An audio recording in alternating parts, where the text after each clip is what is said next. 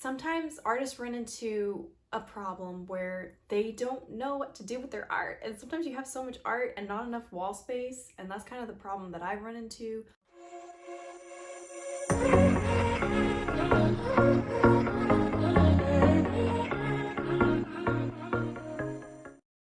Hello and welcome back to my channel. This week is going to be, I'm going to do a little tutorial on how to paint some little artwork to go over your nightstands. And you can do this if you want something else. Use the general principles in this video and make it your own. If you'd like to purchase this painting at the end of my video, I will have a link, and down in the description bar, it will be listed on my Etsy.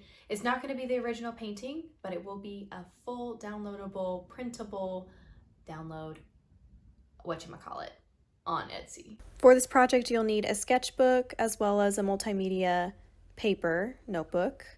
You'll need a palette, some brushes. This is a round tapered brush, a large filbert, a flat square, a small filbert, and a detail brush. And then you'll need some acrylic paints as well. I use Payne's Gray, Phthalocyanine Green, Grass Green, and you'll need some paper towels as well.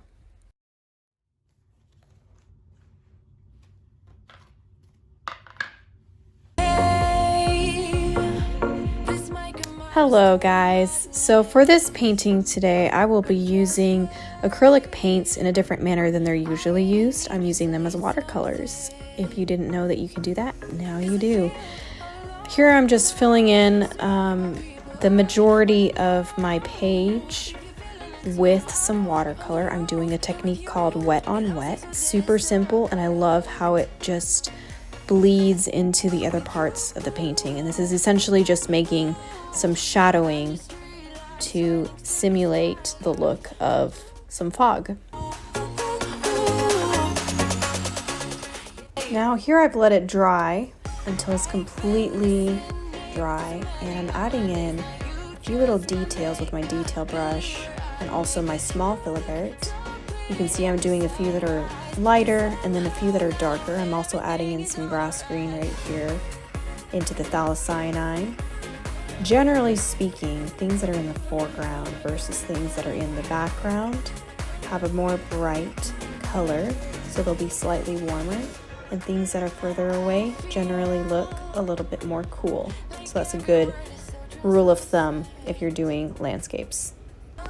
The tree here in the foreground, right at this point, is actually in the mist, so I'm adding the same color I'm using here and blending it out. The mixture of paint that I'm using is a little bit of phthalocyanine green, a tiny smidgen of grass green, and a little tiny bit of Payne's Gray, and that's the majority of what I'm using. And then the variations that you see is just a little bit more grass green or a little bit more Payne's Gray, depending on how dark or how light I want it. Plus water makes it lighter as well. To make the little trees, you're just going to want to take your detail brush, draw a stroke down, and then you're going to make little vertical branches in no systematic order. You don't want to really do like a typical Christmas tree, you know, where you draw the little triangles off to the sides of a trunk. And grab some of your water, and you can use this to fade out any paint that is on a dry background.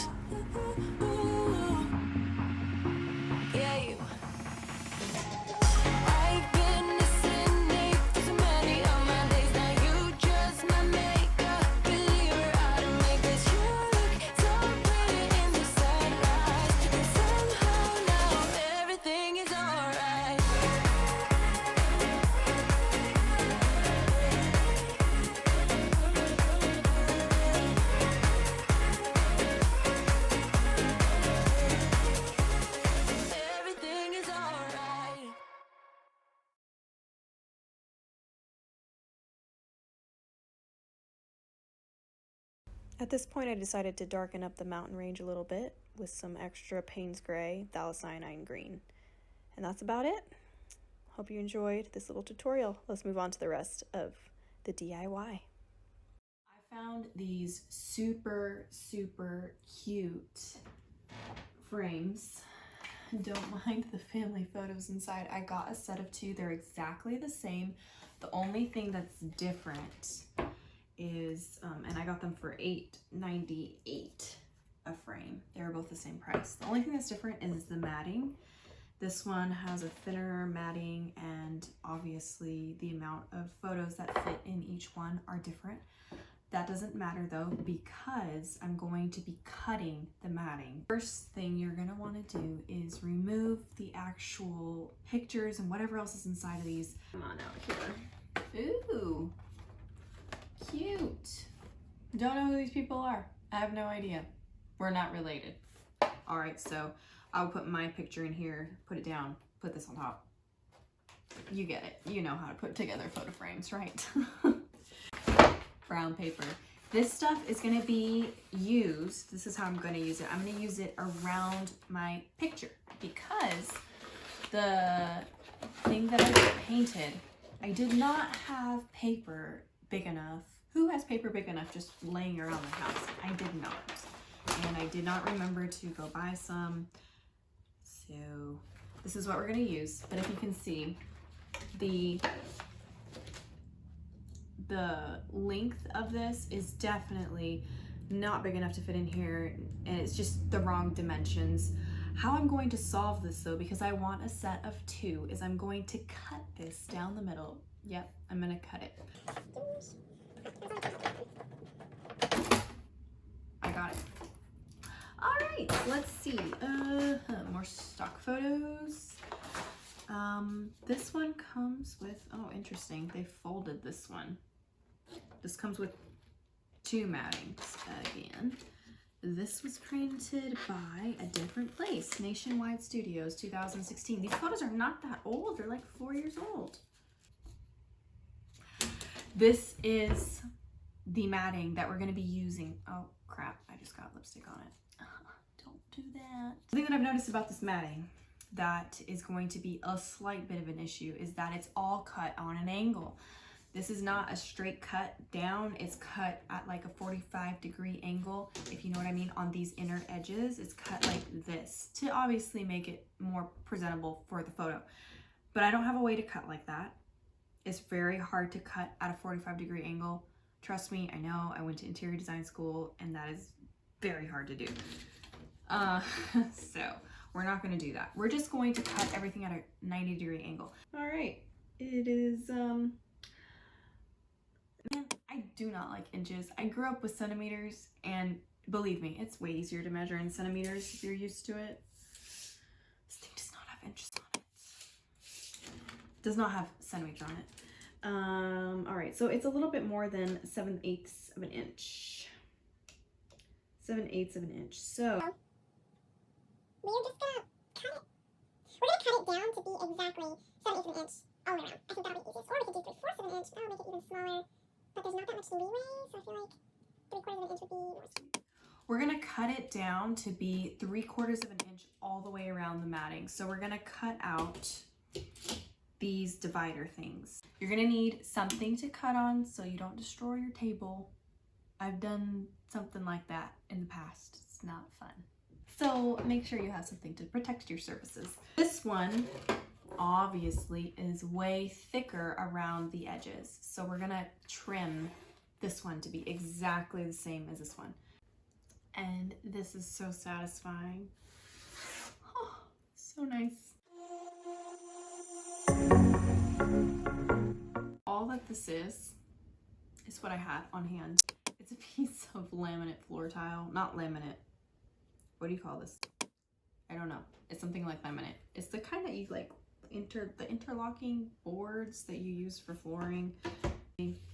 When you cut things like this, you're going to want to put your ruler or, you know, whatever you're butting your cutter up against. You're going to want to put that on the outside of wherever it is that you're wanting to protect so that you don't cut into it. If you cut into this, it's not a problem because this part you're getting rid of, the other part you're not. I'm right-handed and this is the part that we're discarding, so I'm putting this on the left-hand side on the part that I want to keep nice. We're gonna line up our piece super carefully.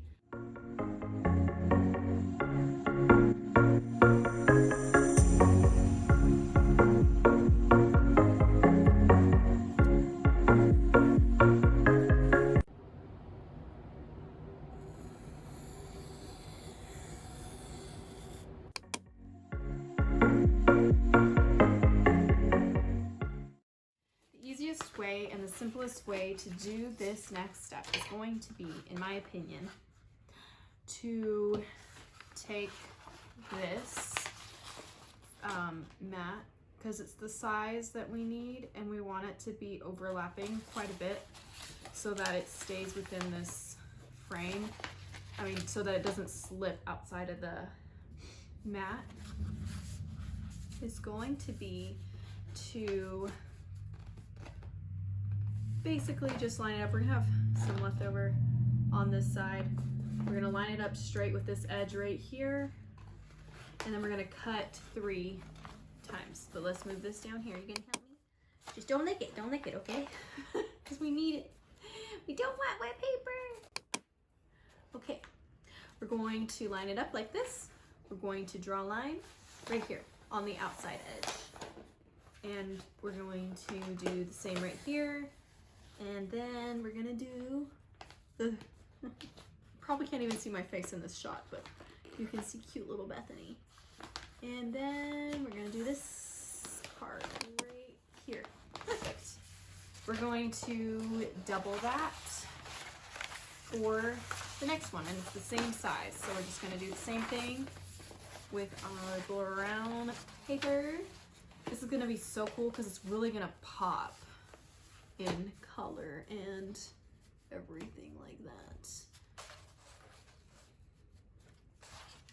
Okay, continue the line down. And now we're going to cut. We're gonna just put this right in here. Perfect. So this is a perfect little guide. And then we're gonna take our scissors and just cut it out.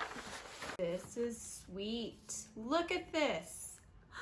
It's beautiful. Do you like it? Do you like it, honey? Is that cool? What do you think? What do you think? Huh? What do you think? All right, I think it looks great. I'm gonna take probably some tape. I don't have any good glue that I would want to use on this paper. I'm just gonna tack down the corners and make sure it's centered.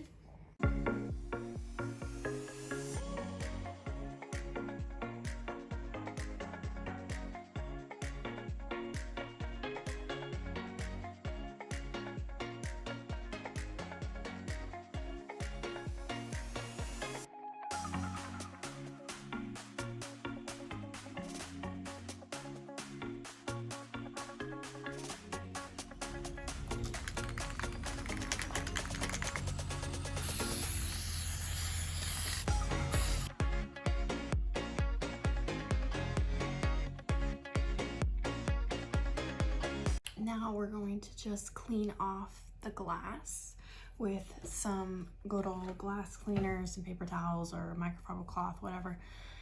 And I just painted the frame so letting those dry. I'm trying to be super quiet because Bethany's napping. I'm trying to get this done because we're on day 3 of recording this. Such is the life with a baby, but at least I'm doing it, right? Let's get going.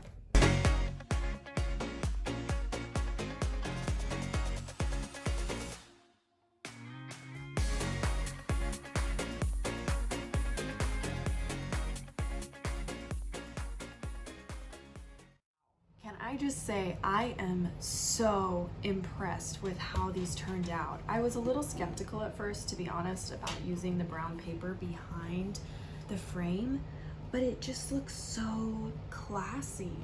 I think it just, I don't know, it looks classy, but at the same time it makes the colors of this pop, even though they're not in there. I think it's because they're contrasting colors. But would you just look at, does this one go here? Yes. Would you look at how beautiful these are? These are gorgeous and they coordinate.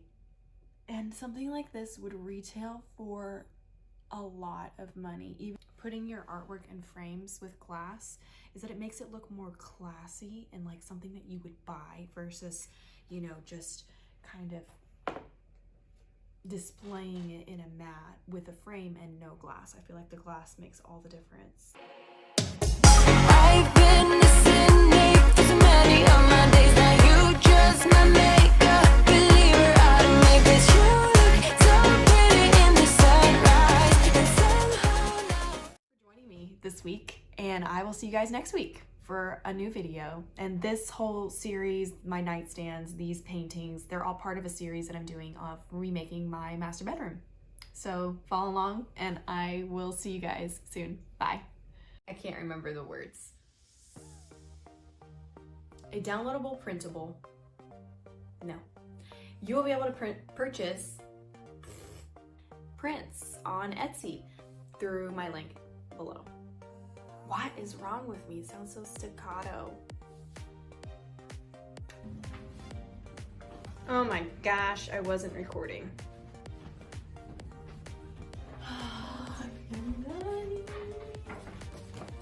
That last clip was not recording. I was recording when I wasn't I can't even talk. I wasn't recording when I cut this out. My gosh, I can't speak. So I just cut it. We're gonna go take a photo and I'll be back. Here, you gonna help me? Just don't lick it, okay? Because we need it. We don't want wet paper. Okay.